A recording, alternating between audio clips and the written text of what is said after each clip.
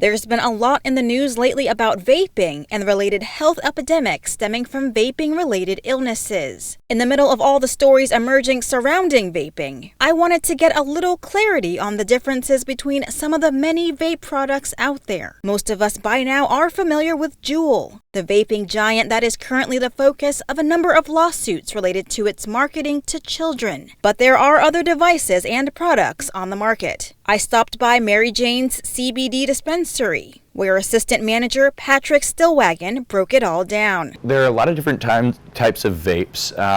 A lot of times there's confusion regarding the types of vapes, whether it's a vape, whether it's considered an e-cigarette.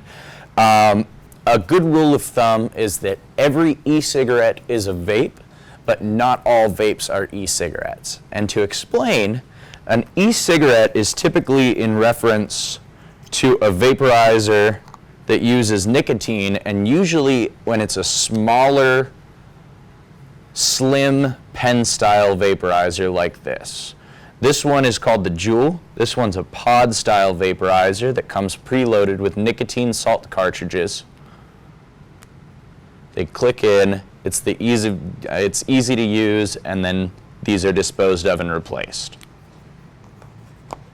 Also, what people might consider an e-cigarette might be a small cartridge-style pen. However, most cartridges these days do not actually contain nicotine. Most of your cartridge-style pens with the screw-in battery like this one are going to contain CBD, or in states with legal marijuana, you might find some with THC in them. Now moving on to the other style vapes without a preloaded cartridge. These are simple nicotine salt vaporizers. They're a pod style, much like the Juul. However, instead of being pre-filled, it comes with a pod that is loaded. Now, these are typically used with nicotine salts, which are going to be a much higher concentration than your average nicotine liquids. They're going to be about 50 milligrams at the highest per milliliter versus about 6 to 12 with your normal nicotine vapes. Typically you'd have a liquid like this. We don't actually sell any nicotine in stores, so this is going to be a CBD liquid, which can be added to any of these vapes. And then you have the common one that you see folks blowing big old clouds off of. This is going to be your mod style, your boxes.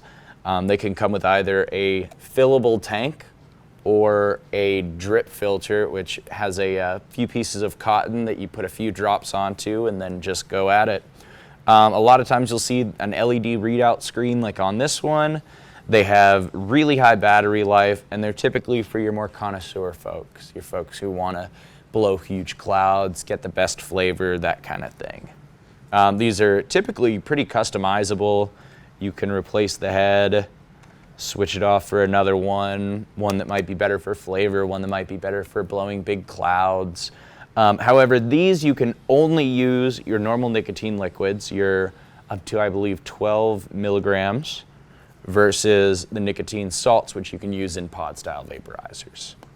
So that's the lowdown on some of the type of vape products out there. With vape sales down across the country in light of the frightening health issues linked to the products, Stillwagon says he 100% understands why some people seem to be shying away from vaping. There's definitely a lot of hesitance with regards to vape products these days. However, I think a lot of it just has to do with how the media has portrayed it and how the media has forgotten to draw the distinction between legal and illegal vape products. Reporting in Savannah, Ashley Williams, WSAV News 3.